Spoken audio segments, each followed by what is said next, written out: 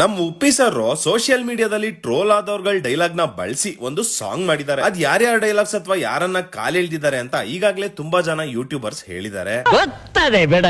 ಈ ವಿಷಯಗಳನ್ನ ಬಿಟ್ಟು ಇನ್ನೂ ಕೆಲವೊಂದಷ್ಟು ಎಲಿಮೆಂಟ್ಸ್ ಗಳನ್ನ ಹಾಗೂ ಮೆಟಾಫರ್ಸ್ ಗಳನ್ನ ನಾನು ಈ ವಿಡಿಯೋದಲ್ಲಿ ಹೇಳಿದೀನಿ. ದಯವಿಟ್ಟು ವಿಡಿಯೋನ ಸ್ಕಿಪ್ ಮಾಡದೆ ಕೊನೆ ತನಕ ನೋಡಿ. ಮೊದಲನೇದಾಗಿ ಸೋಷಿಯಲ್ ಮೀಡಿಯಾನ ಕಸದ ರಾಶಿ ಅಂತ ತೋರಿಸ್ತಿದ್ದಾರೆ. ಹಂಗೆ ಈ ಹೀರೋಯಿನ್ ಸೊಫೆಸ್ಟಿಕೇಟೆಡ್ ಜಾಗದಲ್ಲಿರೋ ಮೊದಲನೇ ಮಹಡಿಯಿಂದ, ಅದು ಗಮ್ ಅನ್ನೋ ಹೂವಿರೋ ಜಾಗ ಬಿಟ್ಟು ಕೆಳಗೆ ಗಬ್ನಾರ್ತಿರೋ ಈ ಕಸದ ರಾಶಿ ಕಡೆ ಬರ್ತಾಳೆ.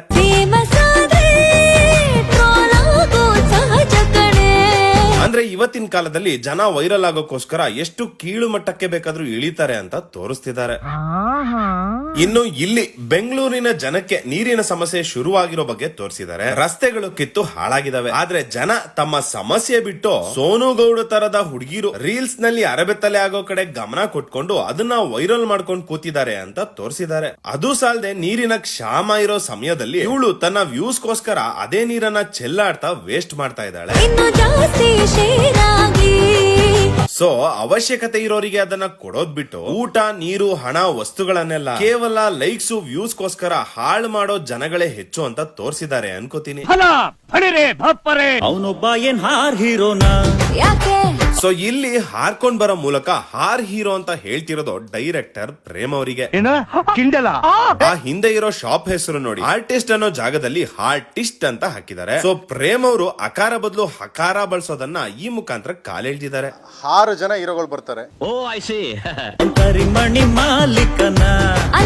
ಇಲ್ಲಿ ಈ ಮನುಷ್ಯನ ಅಬ್ಸರ್ವ್ ಮಾಡಿ. ಇದೇ ಪರ್ಸನ್ ಮುಂದೆ ಬರೋ ಸೀನ್ ನಲ್ಲಿ ಜೋಡೆತ್ತು ಅನ್ಕೊಂಡ್ ಬರ್ತಾನೆ. ಅಂದ್ರೆ ಈ ವ್ಯಕ್ತಿನ ಡಿ ಬಾಸ್ ಅಂತ ತೋರಿಸಿದ್ದಾರೆ. ಬಟ್ ಇಲ್ಲಿ ಇದೇ ವ್ಯಕ್ತಿನ ತೋರಿಸ್ತಾ ಅವ್ನ್ ಕರಿಮಣಿ ಮಾಲೀಕನ ಅಂತ ಹೇಳ್ಸಿದ್ದಾರೆ. ಸೊ ಮೊನ್ನೆ ನಡೆದ ಕಾಂಟ್ರವರ್ಸಿನೇನಾದ್ರೂ ಕಾಲೆಳ್ದಿದಾರ ಗೊತ್ತಿಲ್ಲಪ್ಪ. ಇನ್ನು ಇದನ್ನ ಅಬ್ಸರ್ವ್ ಮಾಡಿ. ಅವಳು ಒಂದು ಪೇಂಟಿಂಗ್ ಮಾಡ್ತಾ ಕೂತಿದ್ದಾಳೆ. ಹಾಗೆ ತನ್ನ ಪೇಂಟಿಂಗ್ ಗಳನ್ನ ಪ್ರದರ್ಶನಕ್ಕೆ ಇಟ್ಟಿದ್ದಾಳೆ. ಆದ್ರೆ ಒಬ್ರು ಕೂಡ ಅದ್ರ ಕಡೆ ಗಮನ ಕೊಡ್ತಿಲ್ಲ. ಅಂದ್ರೆ ಇವತ್ತಿನ ಕಾಲದಲ್ಲಿ ಬಟ್ಟೆ ಬಿಚ್ಕೊಂಡು ಹುಚ್ಚುಚಾಗಿ ಆಡೋರ್ ಮಧ್ಯೆ ನಿಜವಾದ ಕಲೆಗೆ ಬೆಲೆ ಇಲ್ಲ ಅಂತ ಹೇಳ್ತಿದ್ದಾರೆ. ಸೊ ಕಲೆಗೆ ಬೆಲೆ ಇಲ್ಲ ಅಂದಾಗ ಅವಳು ಲೈಕ್ಸ್, ವ್ಯೂಸ್ ಗೋಸ್ಕರ ಆ ಪೇಂಟಿಂಗ್ ಅನ್ನ ಬಿಟ್ಟು ಮತ್ತೆ ಹುಚ್ಚಾಟ ಮಾಡೋಕ್ ಶುರು ಮಾಡ್ತಾಳೆ.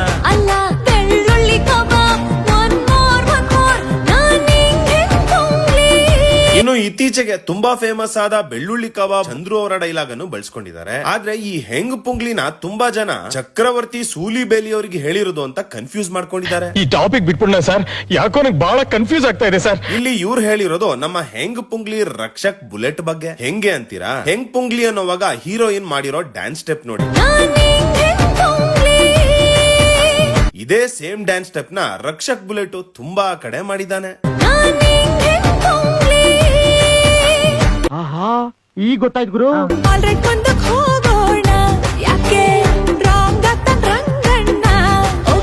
ಇಲ್ಲಿ ನಮ್ಮ ಪಬ್ಲಿಕ್ ಟಿವಿ ರಂಗಣ್ಣನ್ ಡೈಲಾಗ್ ಬಳಸಿದ್ದಾರೆ. ಅದ್ರ ಮಧ್ಯೆ ಈ ಯಾಕೆ ಓಕೆ ಅನ್ನೋ ಸಂಗೀತನ ಡೈಲಾಗ್ಸ್ ಅನ್ನು ಬಳಸಿದ್ದಾರೆ.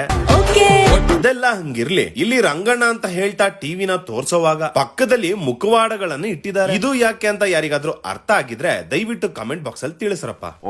ಸೊ ಇಲ್ಲಿ ಯಶ್ ಹಾಗೂ ದರ್ಶನ್ ಅವರು ಸುಮಲತಾ ಪರ ಕ್ಯಾಂಪೇನ್ ಮಾಡಿದ್ರ ಬಗ್ಗೆ, BTV ದಿವ್ಯ ವಸಂತಳ ಇಡೀ ರಾಜ್ಯವೇ ಖುಷಿ ಪಡೋ ಸುದ್ದಿ ಬಗ್ಗೆ, ಮೊನ್ನೆ ವೈರಲ್ ಆದ ಮರ ಯಾಕೆ ಹುಡುಗ, ಇದನ್ನೆಲ್ಲ ಬಳಸಿದ್ದಾರೆ. ನಿಮಗ್ ಗೊತ್ತಿದೆ. ಬಟ್ ಇಲ್ಲಿ ಸೂಕ್ಷ್ಮವಾಗಿ ಅಬ್ಸರ್ವ್ ಮಾಡಿದ್ರೆ ಇಬ್ರು ಮಧ್ಯೆ ಜಗಳ ನಡೀತಿದೆ. ಇಲ್ಲೊಬ್ಬ ಮನುಷ್ಯತ್ವನ ಮರ್ತು ಆಂಬುಲೆನ್ಸ್ ಡ್ರೈವರ್ ಜೊತೆ ಜಗಳ ಮಾಡ್ತಿದ್ದಾನೆ. ಆ ಗರ್ಭಿಣಿ ಹೆಂಗ್ಸು ನರಳಾಡ್ತಾ ಇದ್ದಾಳೆ. ಅಲ್ಲಿರೋ ಹೆಂಗ್ಸು ಕೂಡ ಆ ಸಮಸ್ಯೆ ಬಗ್ಗೆ ಗಮನ ಕೊಡದೆ ಸೋಷಿಯಲ್ ಮೀಡಿಯಾದೊಳಗೆ ಕಳೆದೋಗಿದ್ದಾಳೆ.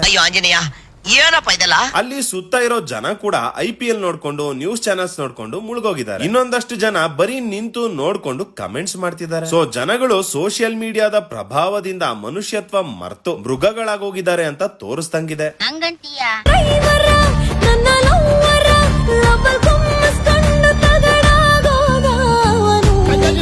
ನಾ ಡ್ರೈವರ ನನ್ನ ಲವ್ವರ ಸಾಂಗ್ ಬಳಸಿದ್ದಾರೆ. ಡಿ ಬಾಸ್ ಹಾಗೂ ಉಮಾಪತಿ ಕಾಂಟ್ರವರ್ಸಿ ತಗಡು ಡೈಲಾಗ್ ಬಳಸಿದ್ದಾರೆ. ಹಂಗೆ ಜಮೀರ್ ಅವರ ಕಂಜಾಜುಲೇಷನ್ ಬ್ರದರ್ ಡೈಲಾಗ್ ನು ಬಳಸಿದ್ದಾರೆ. Congratulation brother.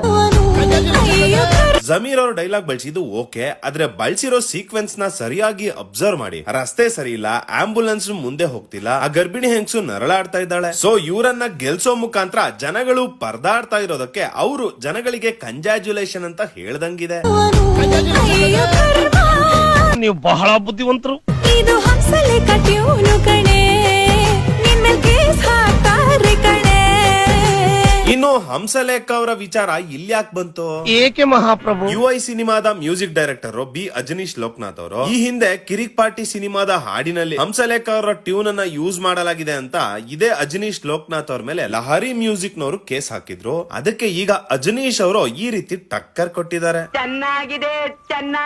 ಇನ್ನು ಇಲ್ಲಿ ಜನ ಫೇಮಸ್ ಆಗೋಕೋಸ್ಕರ ಟ್ರೋಲ್ ಆಗೋಕೋಸ್ಕರ ಅವ್ರ ಗುಂಡಿನ ಅವರೇ ತೋಡ್ಕೋತಾರೆ ಅಂತಾನು ಅನ್ಕೋಬಹುದು. ಹಂಗೇನೆ ಜನಗಳು ಅಷ್ಟೊತ್ತಿಂದ ಸಮಾಜದ ಸಮಸ್ಯೆಗಳಿಗೆ ಗಮನ ಕೊಡದೇ ಇದ್ದವರು, ರಸ್ತೆ ಮಧ್ಯೆ ಅಷ್ಟು ದೊಡ್ಡ ಹಳ್ಳ ಇದ್ರು ನೋಡದೇ ಇದ್ದವರು, ಒಂದು ಹುಡುಗಿ ಈ ರೀತಿ ಹುಚ್ಚಾಟ ಆಡಿದಾಗ ಮಾತ್ರ ಮುಗಿ ಬಿದ್ದು ನೋಡಕ್ ನಿಂತ್ಕೊಂತಾರೆ. ನೀವು ಉದಾರ ಆಗಲ್ಲ ಬಿಡಿ. ಸೊ ಸಮಸ್ಯೆಗಳಿಗಿಂತ ಇವರಿಗೆ ಮನೋರಂಜನೆ ಮುಖ್ಯ ಅಂತ ಹೇಳ್ದಂಗಿದೆ. ಇನ್ನು ಟ್ರೋಲ್ ಆಗುತ್ತೆ ಅಂತ ಹೀರೋಯಿನ್ ಮೇಲ್ ಹಾರ್ತಿರೋ ಡ್ರೋನ್ ನೋಡ್ತಿದ್ದಾಳೆ. ಹಂಗೆ ಹೀರೋಯಿನ್ ಡ್ರೋನ್ ಪ್ರತಾಪ್ ಮಾಡಿರೋ ಡ್ಯಾನ್ಸ್ ಸ್ಟೆಪ್ ಹಾಕ್ತಿದ್ದಾಳೆ.